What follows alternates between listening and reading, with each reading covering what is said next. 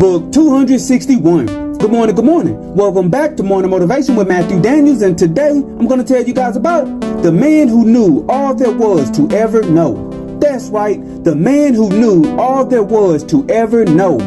But what is Matthew Daniels talking about? A long time ago, in a land whose name I cannot properly pronounce, there lived a wise man in a village who knew all there was to ever know. This man, who was one of my ancestors no less, did nothing more than sit with his legs crossed in the center of the village and answer any questions that the people would ask of him. In return for the answers that he gave, the people would give him food, water, clothing, treasures, and anything of value that they possessed. There was no set price attached to his information, so the people had the ability to give him whatever they could afford to give. One day, a young man came to the wise man with an apple and laid it down at his feet. "Solve a dispute between me and my friends," the young man said. "What lies at the ends of the earth?" The wise man picked up the apple, placed it inside of his sack, and said, "At the ends of the earth there is a large body of water, one which cannot be crossed. This water goes on forever, and it encircles the land on which we live." Frustrated, but accepting the answer, the young man left to go tell his friends that he was wrong in his assumptions.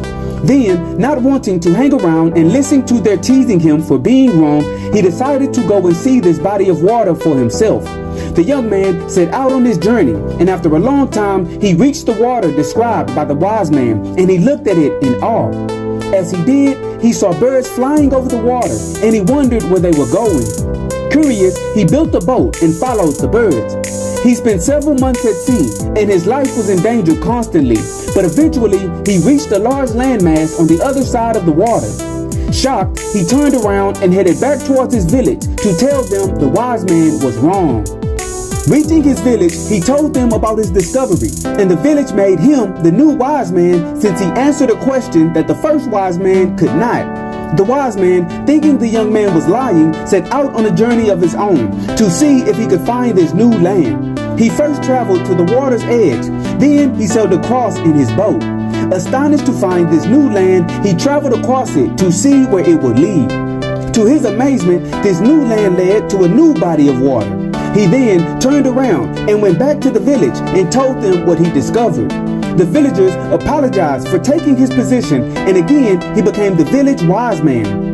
The young man, after tasting the feeling of being important, thought that there was more to find, so he journeyed back to the water, crossed it in his boat, traversed across the new land, and then he made a new boat to cross the new waters.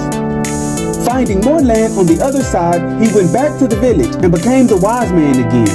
The first wise man then went back to the water, crossed it in his boat, traversed across the land, sailed across the second water, and then journeyed across the new land. He walked and walked until astoundingly he reached his village again without turning around. "Aha," the first wise man said, "I have learned that there is no edge to the earth. The earth must be a ball with both lands and water on it." The villagers praised his discovery and said with one voice, "Truly, this man knows all there is to ever know." "No," the wise man said, "I have also learned that no man knows all there is to ever know. There is always more which can be learned." And so, the morning motivation of today is the man who knew all there was to ever know. There is a difference between being confident in your knowledge and being blinded by your ego. The wisest amongst us first must realize that there are things that they do not know. This realization will inspire them to always seek to learn more. Never become content with the knowledge you have acquired, and never let your ego control you. Instead, stay humble, always be willing to learn, and always strive to do that which is good. And remember, you are awesome, you are amazing, you are wonderful, and you are great.